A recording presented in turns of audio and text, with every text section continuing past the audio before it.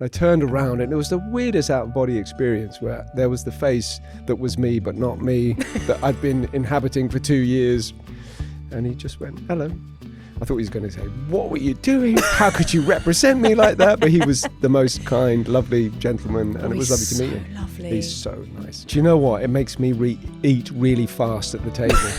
Like food's going to run out. Yeah, exactly. That's the only thing. And going to a shrink as my character, and I've done it 3 times. Oh, really? Yeah, and it's a fascinating experience because you think it's about the character and you sit there and you go, yeah, well, I had this terrible upbringing and I did this, did that. But then slowly you realise, my God, is that connected to me or the character? Joseph Fiennes, welcome to Happy Place. What a treat to have you on the podcast. How lovely to be with you here. Thank you for having me. It's a Monday morning. We are starting the week. I mean, I've already admitted to you that I'm slightly hungover and I'm not usually that person. It's very unprofessional of me. I think you're absolutely... You work so hard that if there's ever a day off, it's a Sunday. And why not sip, it was Bellinis and... It was a sunny tequilas. day. It was a sunny day. It was a sunny day. But I'm on it and I'm ready for this podcast. And I need to start by saying how much joy I got from watching Dear England. Did you see it? Oh my God! I've only seen episode 1. I was allowed a sneaky peek. Oh, I thought the theatre. You saw the. You I saw did not see the theatre show. Yeah. You but saw that. the Amazing. TV show. I'm not somebody. I'm that kind of football fan that I'll watch the big England matches and get involved in the excitement. But I don't know so much about football. But I was so invested in every bit of this story. It's just pure joy from start to finish. Yeah. I was sort of like cheering watching it. Oh, that's great, because there was a worry when we did the, well, for me anyway, probably not for those involved, that that effect was very much part of the theatre production, and the audience came in and it had the National, where we first started the Dear England experience, it had a demographic that had never been to the theatre before. So you got young kids with mums and dads and daughters with mums and dads, and it was totally right across the board, and it was a demographic they hadn't seen, and it brought everyone, a community together. And I was just a little bit nervous at how can we do that? Well, they've done it because it's brilliant people that are much more talented than me, writers, directors, producers. But so it's great that translates. Oh, without a doubt. But I can imagine, because obviously when you're on the stage, you've got that audience interaction. You can feel, oh, this is going down well. People are cheering at this point. There's that euphoria. Whereas the translation on screen, it's much harder to know how that's going to land with an audience at home. Yeah. I mean, it's much more drama based. I mean, the theatre was quite broad, at moments very broad comedy. There's a sort of twinkle in the eye with the TV, but it's not quite so broad. I mean, there's the fun kind of thing of these characters that we know that are being portrayed, whether it's Gareth or Kane or Sterling. But once you get over that, sense of who's who and how much they might or might not look like those people that we're so familiar with, you get into really interesting subjects beyond just football. So football is this lens in which we look at the kind of the psyche of the nation, the identity of the flag and what that might mean if you're playing, and if you're a second generation player in England, how does that translate to you with all the ghosts of what that flag might represent, or racism, or kind of toxic environments that young men have to kind of bite their lip and button down and endure. And so Gareth really brought this amazing quiet revolution into the England squad, which was all about a kind of vulnerability, which is something you could never have in that place. It would be weak. So he leant into a different place with the help of this amazing woman, Pippa Grange. Well, I'm very, very lucky that I've not only had Gareth Southgate on the podcast, but I've had Dr. Pippa on the podcast too. No way. So watching it was it's all gone downhill. I'm sorry. Not at all. But I actually I DM'd Pippa afterwards and said, oh my God, this must just be so surreal for you, not only having your story told on stage, but then to watch it on a TV show and to see the impact that she'd had. And at first, quite quietly, when she came on the podcast, it was quite a few years ago now, she wasn't a known figure. Obviously Gareth was so brilliant at bringing her into the fold and including her in rewriting the story of the England team and getting them to psychologically think differently. But that wasn't public knowledge necessarily. That story came out later down the line. So I think for her it must just be the most surreal but amazing stamp, like a seal of approval. Like, yeah, we did it. We created great change here. Yeah, she did, and she's I mean, we had her in rehearsals, which was an amazing thing, a real gift to have her come in.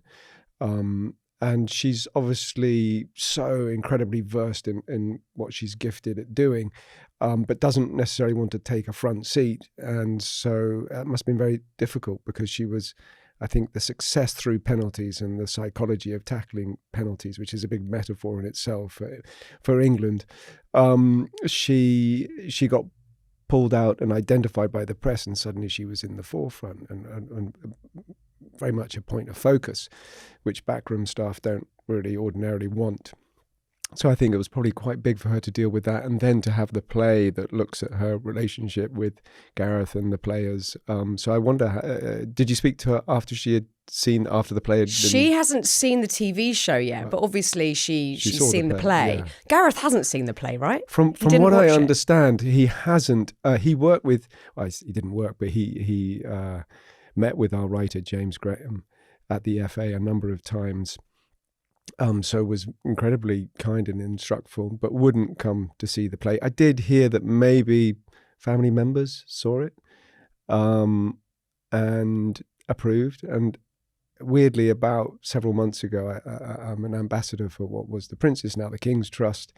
And there was these awards for these young entrepreneurs, and it was at the South Bank, and I was just about to go on stage looking at the card thinking, God, I hope I get these names right, who's won the award. And there was a tap on my shoulder, and I thought, who the bloody hell is that? I'm just about to go on. And I turned around, and it was the weirdest out-of-body experience where there was the face that was me but not me, that I'd been inhabiting for 2 years, looking right close to me, no more than half a metre away. And he just went, hello. I thought he was going to say, what were you doing? How could you represent me like that? But he was the most kind, lovely gentleman, and it was lovely to meet him. Lovely. He's so nice. He's such a good egg. And your portrayal of him, at times I sort of forgot it was you. And it wasn't, and the skill, obviously, in your incredible career that you've had that has enabled you to get to this place where you're by no means doing an impersonation. You just are Gareth Southgate. Like the tone of your voice, the mannerisms, it's so bizarre to watch. I mean, do you kind of, I don't know what your method is exactly, but do you feel like you are him when you're either on stage or on the screen playing him? Yeah, on stage it's easier to get away with it because there's no close-up and camera, and there's, if you can slightly fudge it, if you squint, it's kind of, yeah, that's Gareth. But you can't escape on film. And so that was always an area of concern for me, because you want to at least get the audience to get over that conceit, so they're not hung up on, no, it doesn't work. You want to get them through that. But Gareth, weirdly, is the only character that's just come hurtling, landed right there without having to dig for writing biographies or going through kind of various methodologies to get to the character. I did watch a lot of Sky Sports, just hours and hours of these interviews, which actually give nothing away because they're told just to, say it's a game of two halves and that's it. And, so you don't really get there. And actually the best thing to do to get to characters is talk to people who know them, because they'll never tell you how they are. But so there was a bit of that, but he just came naturally. Why do you think that is? Like the part of your personality resonated with his values, or? Maybe. I mean, I've grown up with him, being a player and a manager and with England. So he's just sort of been on my radar and somehow has seeped into my psyche, and it made it easier. But it's good writing, I have to say. I think it's really good writing. And the great thing is it's not about mimicry. It's not really about Gareth. Gareth and football is this vehicle to talk about other subjects. Yes. So I felt a little bit let off the hook to get it completely right. And what do you like about, I guess, what Gareth did with the England team, but his sense, his view of the world and his set of values, and how he went in there very bravely to change something that had been sort of unsaid but set in stone, that this is how the England team work and this is how we do things, even though it's not working, this is how we do it. He went in there and sort of very calmly shook it all up hugely. What is it about Gareth as a person that you like? God, I mean, I don't know him personally, but from what I've learnt and gleaned, I think what I really admire is that sense of challenging the expectations And there's such expectations when it comes to World Cup, when it comes to putting on the England shirt. And there's so many ghosts with the failure of England not bringing it home since '66. And I just thought the psychology and approach to take away that expectation. And for an actor, you want to find a certain freedom in your craft. And that's the same with football. There's you could see it in Russia when it all started to click. They played with such freedom and creativity, and I think that's taking away the expectations. And so I loved his game plan, and he had come from the under-21, so he knew what it was to work with the youth. So I think he brought in the young players at the right time, and he'd probably grown up in dressing rooms where a lot of shouting and kicking bottles didn't really work. And he was the right person at the right time that had all the sensibilities of how to talk to players as individuals, and also letting players go is a big thing. And to personally phone them, or to go and see them, or to treat them with respect and understand that they're not just commodities like stocks and shares. And not that other managers did that, but certainly there was this approach which was very different and authentic. I just think he was clearly very engaged and knew that people needed to be authentically involved in a way that they hadn't been in the past. Yeah, but I guess sort of like bringing emotion into the picture, which wasn't necessarily part of the football landscape before. It was like, you're a skilled player, get out there, do your job. And it's maybe even quite a British/English trait to be stoic and you just crack on with it. And there he is asking young men to journal and to sort of get in touch with that side of themselves, which seems incredibly courageous again. And also, like you were saying a moment ago, to lose the expectation means to be able to, and this is where Dr. Pippa comes into play, to face fear. And that, I think, in a sporting arena, when you've got the whole globe watching you, is very hard to mitigate the fear of failure, essentially. What would you say your own relationship is with fear? I mean, I think certainly from someone that's not done it, but to watch somebody on stage, you can tell there's a vulnerability there. Like, this could go wrong at any moment. And you have to, as an actor, I'm imagining, stare fear in the face every time you set foot on a stage.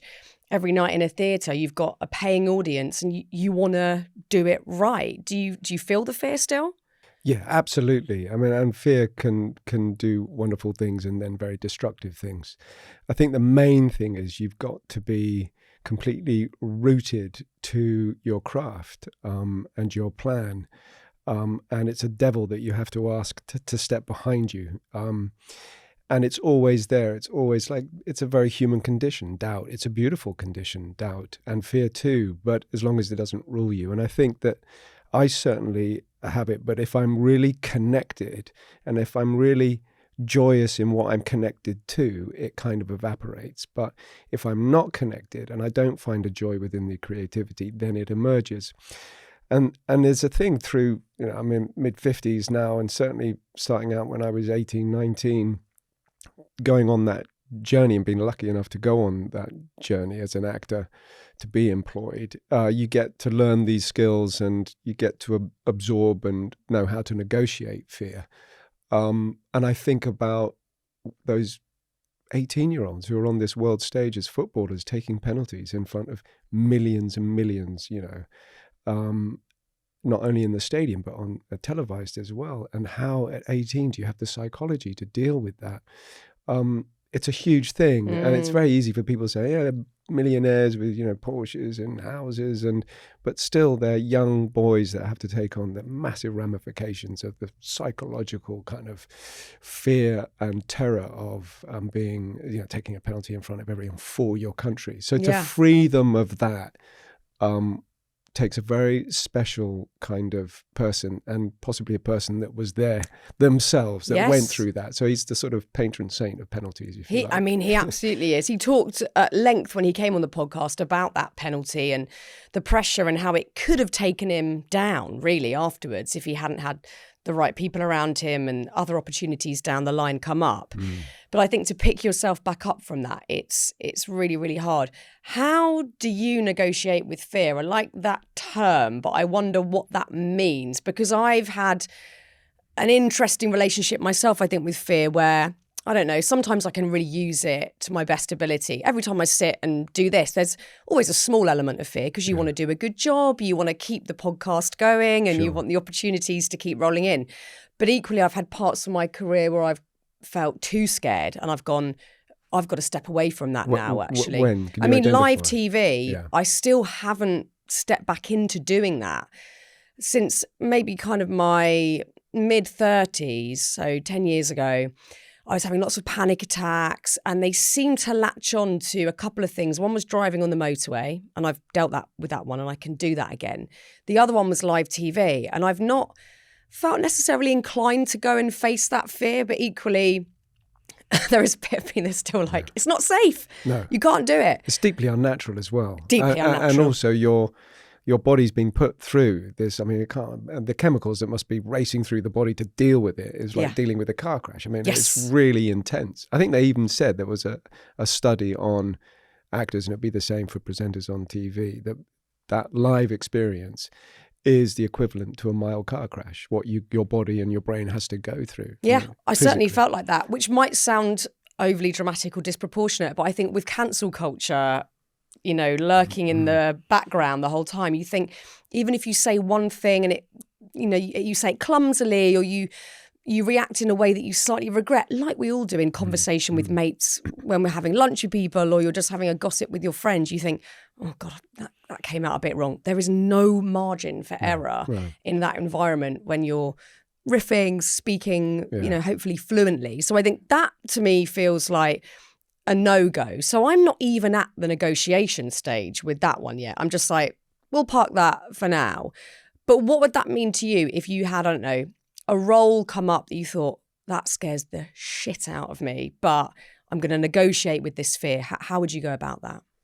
Roles themselves don't. I love a challenge, and I've done theatre most of my life, so I love what the challenges that theatre offer. And that I love and embrace. It's just the moment when it's press night and you're being judged by 40 journalists on one night and it all hangs on that one moment. So, and invariably a play, unlike a film, but a play really about a month or two after the press night, then it's just rifting. It's just, it's beautiful. It's well oiled. And that's when they should come. But of course, then the show's over. So, But to be judged on that sense of being judged is the thing that can kind of jam up against the creative joy. So I tend not to read reviews, and I don't do any social media. I'm probably talked about in the worst way, but I wouldn't know. I'm blissfully ignorant, so I can just remain engaged creatively. So, but in terms of taking on roles, I love biting off more than I can chew. But it's only when I'm getting judged that I think, why did I do that? You know? Yeah, it's a horrible feeling, because I think that's the noise that you do need to negate to just do the thing that you actually know deep down you can do perfectly well. But it's the outside voices that can, if you're not careful, get in your head. So I think it's smart to have boundaries, like I'm not going to read reviews. I'm the same if I write a book. I don't want to read anyone's opinion of it. I've written something that I believe in. That's enough for me now. I read that your first stage experience was Woman in Black, which I actually went to see. It could have even been you. It was in the 90s. You did that? Yeah, I went as a kid. No way. I went as a kid with my mum. You're making me really old.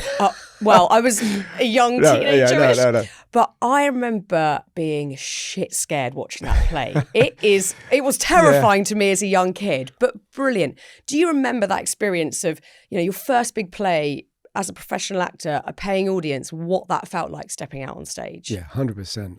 It was a two-hander. It was with a lovely actor called Edward Petherbridge, a brilliant actor who tested me quite a few times. He would do these seemingly funny things like ad lib, like I've left my umbrella at stage door, and he would disappear and leave me on stage for like 2 minutes. And I'd be like, oh, and then I found it, and he would sort of have a twinkle in his eye and go, see, I'm testing you, young man. But he was very, very lovely and smart. And it was great to do. It was 6 months long and it was fairly intense. So I'd just come out of drama school. I think I left drama school early because I got the gig, and which is a bit of a no-no, but I escaped. And that was the biggest I think more than just being in front of an audience, that thing of 8 shows a week in the West End for 6 months, you do feel like you're going mad. And to get through that was, it set me up, I think, in terms of understanding the work ethic, and when people pay and you're doing hundreds of performances and it's you want to deliver to those paying people what they deserve, and keeping that energy up was that was the biggest wake-up call, and tough, really tough. To the point where you thought, it's not for me? Or no, I just thought, wow, this is what it takes. It's the Olympics for the actor. I think, I love film and television. They have their own equally tough kind of demands, but physically and mentally, theatre is like the athlete doing the Olympics. You're demanded at another level, that you're stretched and demanded relentlessly.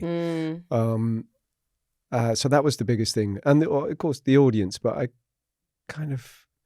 think if you're engaged and you're excited and you're communicating with your fellow actor, I think the main thing is if you stop listening, that's when it all goes to pot. So you have to stop yourself on stage thinking about, God, the shopping list, Sainsbury's, did I do it? Because then you're off. And then you're, where am I? And that's, I tell you what, when you dry and because you're thinking about something and not listening. I can't think of anything worse. It is terrifying. It is terrifying. Absolutely. It's a horror I cannot describe. Oh, I feel sick for you even thinking about a moment like that. Have you had that on stage where you've gone, oh, it's gone, gone? Plenty of times. And what do? You just wing it? You kind of, I remember at the Royal Shakespeare Company, there was this amazing actor. He was like the Brad Pitt of his day in black and white movies, called Griff Jones. And he was about 90 years old, and he would always play King Priam or something. And he had this amazing grey hair, and he was like 6'4", and he just had this presence. But he did forget his lines occasionally, and the Royal Shakespeare Company, you do like 3 or 4 plays in rep, so you'd have to know. I mean, it was a time when I would ring up the box office not sure what play I was doing, so I had to ring them up and go, could you tell me what's in the Swan tonight at 7 o'clock? And they were going, well, it's Troilus and Cressida. Thank you very much. Then I had to go and go, it's Troilus and Cressida. Oh my God. But he did this thing with the classics. Is easier to fudge your way through it. Really? Yeah, well, because he would always have this line, "Oh, to ride through Hyperion on a winged horse." And it sounds right. Well, it sounds right. So if it's in Shakespeare, you would just throw that in, and right. you're kind of dry, and you go, "Oh, to ride through Hyperion on a winged horse." Everyone look at you, but no, they wouldn't know. And then you kind of get back on it. But I remember one night, so great. One night he came in and he went. He came in. It was Macbeth or something, and he burst through the doors and he went 70. And we're like, Griff, that's Troilus and Cressida. We're doing Macbeth or something. And you go, oh, yeah. And then you go back into it. But the classics is easy to fudge it to a degree. I would have thought the opposite, because you can't ad lib and wing a line. It's got to be Shakespeare sounding at least. Yeah, you got to have, if you get it with a bit of a meter, you get away with it. Because when we had David Tennant on, I was quizzing him about his Shakespeare play experiences. Again, he started the Royal Shakespeare Company. With me. With you? Yeah. Oh, I did not know that. Yeah, we did. He was brilliant, and As You Like It, we did As You Like It together. And then, in fact, the best experience I had at the Royal Shakespeare Company was actually not doing Shakespeare. It was new modern plays. And we did one called The Herbal Bed with David. Yeah. But he said he finds, because it's rhythmic, almost song-like, that he found it easier to memorise the script, which again I found so surprising, that the rhythm to it allowed the memory to kind of carry it. So true. He's bang on. Because we all speak in iambic, so I think there's a certain amount of beats to a line in English. If I asked you to do a sentence, I could probably work out you're speaking in an iambic. The same with the French or Indian culture. Is 14 beats to a line. There's French might be 7, we're 5. And so we speak in iambic. It's a natural thing, and it's a sort of heartbeat as well. And so with the classics, it's actually, there are speeches that I learned at 16, 17 that I still know. Still in there. Absolutely 4 minutes solid of a speech, because it's with the iambic, it's that beat, it's that musicality that just locks in. It's interesting, because I think once you've done a Shakespeare play, maybe also in those formative years, you can't stay away from it. Seemingly, you just keep going back and back. I saw David in Macbeth not that long ago, maybe 2 years ago.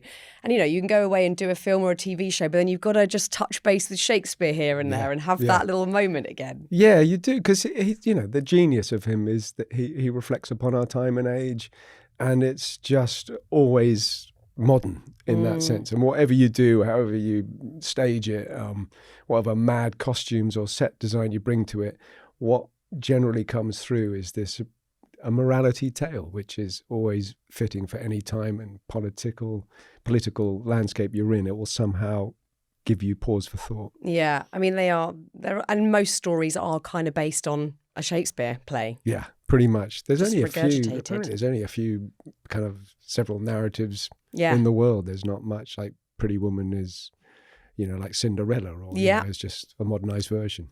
So what about when you started to integrate into Hollywood? How did you find that? Because again, as an outsider, as a film watcher, and watching things like the Oscars or the BAFTAs, you can kind of see, oh my gosh, of course it looks glamorous and high octane, but there must be an underbelly to it that is cutthroat, that is, very hard to get those big roles because so many people want them. And doing a big film like Shakespeare in Love, you are, front and center of that whole ecosystem. How did you find that change at that point in your life? Well, people say it's a lot of luck, and it is luck. I remember, I was at drama school, and I sneaked out for an audition for Shakespeare in Love, and it was when it was for a bit part, and I met the director, and Julia Roberts was playing the Gwyneth part, and Daniel Day-Lewis was up for playing the other part, and then it all fell apart. And so I didn't get that tiny little bit part because the production packed in, and then a couple of years later I went up for it again, but in a completely different role. Wow. And got lucky.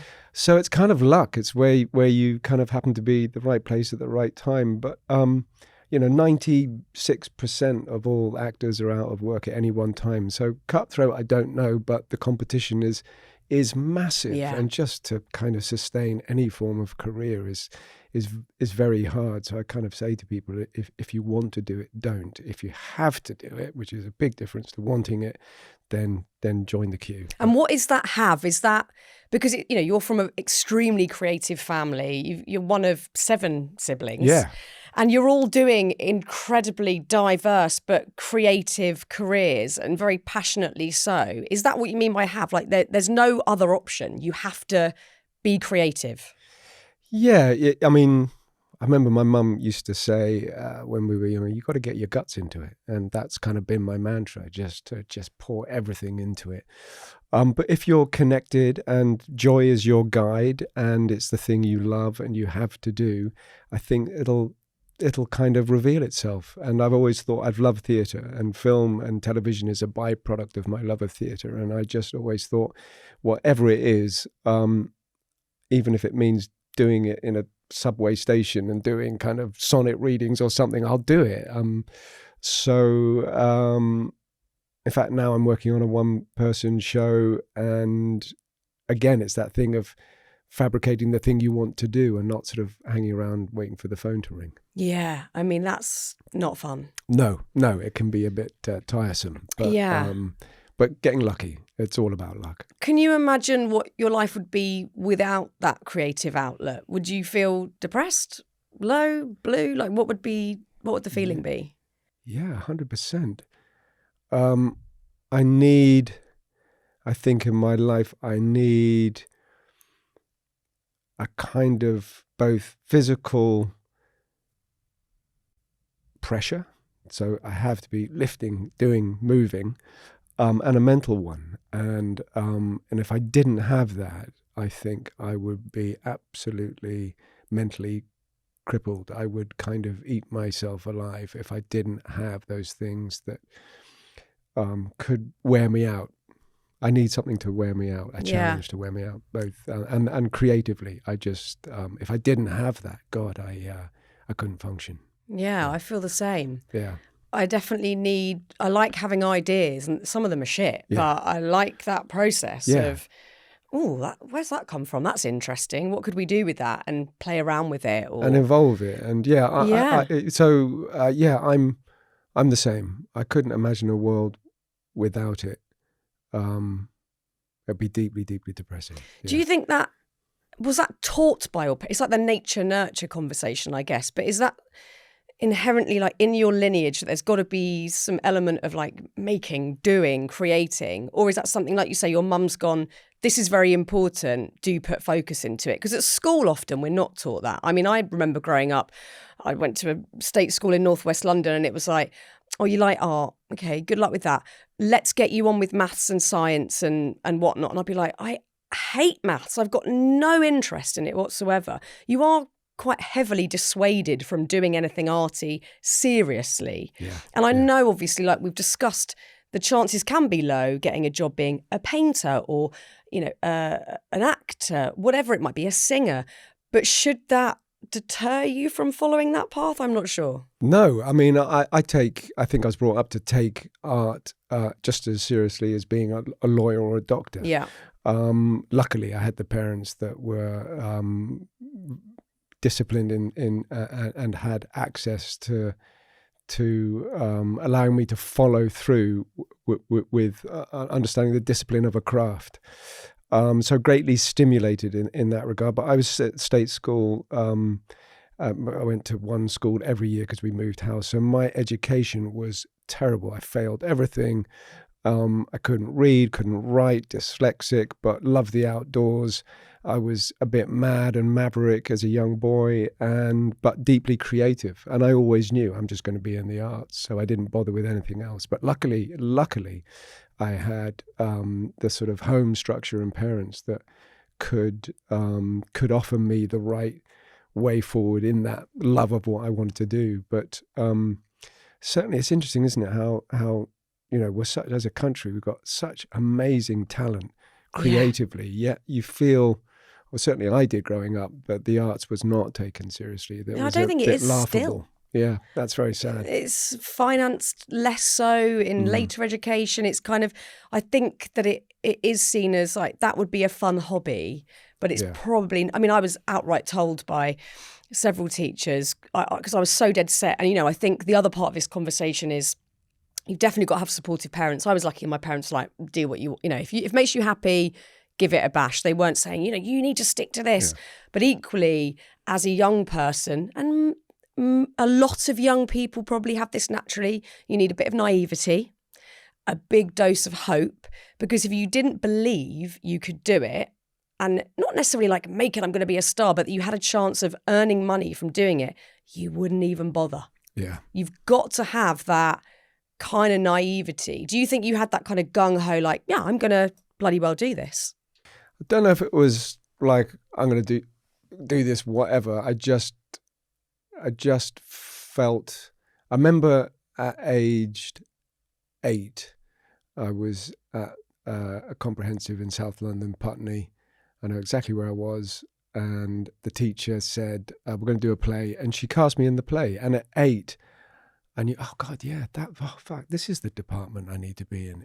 I felt home. And ever since that age, no matter what, I kind of secretly knew, I was terrible academically, but I secretly knew, well, I know the department I want to go into, and it's going to be there, and I'm going to settle there. But I didn't think of the pressures of having to make money or make it successful. I just knew that's where I'm going to be happy. That's where I'm going to be fulfilled, and that's where I'm going to learn from. And, you know, many ways. And then if I did plays later on, it was, oh, this is great because I get to do lines written by people who are much more intelligent than me, and I can hold hands with their intelligence, and then I can look and feel pretty intelligent myself. Knowing that I'm not, but getting that ticket to ride was fantastic. It's really interesting hearing you talk about, you know, that first experience of you're 8 years old and like this, because you can't at that point in a sort of cerebral sense go, yes, this is for me. Like, I understand this is for me. It's a feeling. No, it's a feeling. It's totally instinctive gut. I'm in the right department. Yeah. That's it. It's not, you're right. It's not an intellectual thing. It's not an ego thing. It's just a DNA thing. Yeah, I mean, I think I still feel that now. I love painting. I can't make any money out of it at this point in my life. Maybe one day, but that's not the path that I'd sort of chosen, obviously, as a young person. But when I'm painting, I feel well. Yeah. That's the best way. And I've thought about it so much recently. Like, why do I have these urges? Like, I've got to paint this week. It's because I feel really well while I'm doing it. Yeah. Is that the feeling? Is it like, I feel whole, I feel complete, this is me? Yeah. I mean, the creative arts has that the meditation of just the coordination of eye to ink or paper, and that sense of being lost where time and stress is not involved. It's just your meditation, your observance. I think observing and listening to your instincts is a really powerful place, and uninhibited by others and opinions. And if you can separate your ego from that observance and just be drawn by the way the material kind of leads you, the water, the ink. It's the same in music, I imagine, and in acting. It's being led by the material, and it's that combination which is lovely when you ride. A part of your psyche rides with the material of others. It could be words for actors or paint for artists. It's a lovely meditation, and it's a happy place for me anyway. So what art would you do? How would you describe it? I love portraiture. Really? I've been doing a little bit of landscape stuff recently, but portraiture is my thing. And you're absolutely right. I'm in absolute meditation, and I forget to drink water. I'm just like in it. I love it so much. And I think as I've gotten older, I've realised I have to do that more, because we're very good at denying ourselves the thing that makes us feel good. We're like, no, I must clear out that cupboard, and then I didn't do the shopping, and I've got, you have this list of shit that you've got to get through, as well as working and being parents or whatever. But we deny ourselves that. Do you need something outside of, you're lucky that you love your craft, you love your job, but do you need something else that's just out of that? Well, I hear you on the nourishment side. It's deeply nourishing, that process. I get to do it in my work, and that's why it's not work in the thing I love doing. I get to play with other people. I come from a big family, so that sense of bashing ideas around with a group feels very familiar to me, and a place I like. But I think I've been watching my daughter, who's just taken her art GCSE, and she was working on a big book and then going to her mock and then her final piece. And I was itching as I looked over her shoulder to do it myself. I just had to hold myself back and silence myself, because I just thought, oh my God, I want to do this. And so I think I'd love to paint. I thought I was going to paint before I went to drama school. And I think I find great nourishment in that. And if I can have an hour or two of that a day, then I can do all the other jobs. They're kind of easy. I knock them dead easily, whether it's tax or emails. But if I can't get to do that meditative, creative moment, I'm completely lost. I'm stressed. I'm gnarly. I kind of, I'm prickly. Yeah, same. I turn into a bit of a toddler. Yeah. Tantrums if I haven't just got a little minute. The interesting thing there's many interesting things about being an actor, but one is that you spend a large portion of your life being other people and getting into their psyche, like with Gareth Southgate. This character came easy, but you're trying to understand why he's made these decisions, what his set of values are, his lens of the world, what his upbringing is. Does that in any way ever help you work out who you are? Yeah, I mean, it's all connected. It can't not be. It's your point of view through your experience of life. And that's why every actor, whether they all play Hamlet or Juliet, they're going to give you their version of it, because their version of life is completely different to anything else. And that's the joy of watching the same production again and again, because it's the way in which it's been interpreted by someone else. I did an interview the other day, and I spoke about going to a shrink as my character, and I've done it 3 times. Oh, really? Yeah, and it's a fascinating experience, because you think it's about the character, and you sit there and you go, yeah, well, I had this terrible upbringing, and I did this and did that. But then slowly, as you answer, and these very pertinent, brilliant questions are being put to you by an astute brain, you realize, my God, is that connected to me or the character? And you start voicing deep feelings and thoughts on the character, but they're slightly intertwined with your version of events as well. So you end up learning a lot about yourself and the character. But it's a tough thing. If anyone goes to do it, remember, you have to fill out this form before you sit down. And I was so stuck just at stage 1 of going, God, how old am I? What's my date of birth? What's my mum and dad's name? And what's my middle name? And so it took me a while of of getting that right. But what an interesting thing to do, though. It's a great way in. As your character. Yeah. And you come away with a better sense of, I know this person. Of yourself. Of yourself. Weirdly, that was a weird thing. I thought it was going to only be about the character, and then it starts locking into things that you haven't really addressed, and they're slowly coming out, and you have to really discern, is this me or the character? Well, and have you done therapy as you? Yeah, I have. Yeah. Lucanian therapy. What's that? Well, it's a kind of, you got Freud and Jung and Lucan, a French guy from the 60s, I think. But it's a session where it could be just 10 minutes, 20 minutes, half an hour, kind of. And so that was fascinating. Yeah. Wow. And do you think you know Have you done it? I do it every Wednesday. Oh, do you? Oh, brilliant. Every Wednesday. It's expensive, isn't it? Oh, yeah. But it's a good expense. But it's the best. So I'd rather do that than buy shoes. Yeah. I like buy the cheapest shoes ever, and I wear the same trainers every damn day, but I'll spend my money going to therapy because it's changed my life in the best possible way. And I don't feel like there's any sense of near completion with it. Like it's just going to keep rolling. And I think, I was having a chat with Ant and Dec when they came on the podcast, and Dec was saying, he's someone that is so successful in his lane. Ant and Dec could not be any more successful in what they do. Yeah. But he said, I'm not saying anything that he didn't say to lots of people on this podcast, but that he doesn't feel he's made it. And at times he's unsure of who he is. Mm-hmm. And I think that's so fascinating to hear someone top of their game say that, because we can all look around at our peers or people that we love on TV and think, they've nailed it. They've got it sorted. But actually, every one of us is bumbling along, trying our best, trying to figure out who the hell we are, which path to take next, which decisions to make. And we're just giving it a good shot. Yeah, I think so. It is interesting that those formative years, those childhood years, those really precious years, it's all there, isn't it? So if you haven't unraveled or found the full weight of the joy of that childhood, it's gonna follow you into adulthood. So we're really just sort of adults in the playground, still kind of trying to work it all out. How do you think growing up in a big family with that many siblings and a twin brother has informed who you are as a person? Do you know what? It makes me eat really fast at the table. Like food's gonna run out. Yeah, exactly. That's the only thing. And I actually went to see, he's a dear friend of mine, this guy that does NLP, this neuro-linguistic programming, when he was starting out as a hypnotist, I guess we'd call it. And I said, hey, I really want to support you in your new venture as an hypnotist. And he said, well, Joe, what should we work on? And I was like, God, what is there? I feel quite good. I don't know what there is there. I said, I eat really fast because of being the youngest of 7. If you didn't get in there, it was gone. It was gone. Yeah. So I'm still working on that. Wow. And do you think the twin relationship feels different to the relationship with your other siblings?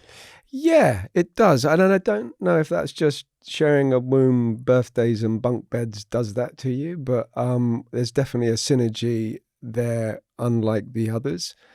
But we're fraternal, so we're not identical, but I definitely have this very special relationship, although in adulthood it's, with lives and what you do, it's we touch base less, but I do feel that there's a connection quite unlike my other siblings. He's a conservationist, right? He is, yeah. He works up in Norfolk in a place called Holcombe Hall, where weirdly I filmed a bit of Shakespeare in Love. It was very funny. Odd to be there. But he's heads up the conservation, and he's fascinating. He's brilliant. He'll take you in his little truck, and he'll go. I remember he took me to this field in Norfolk, and we sat there in his beat up Land Rover, and he said, "What do you see?" And I was like, "Well, I see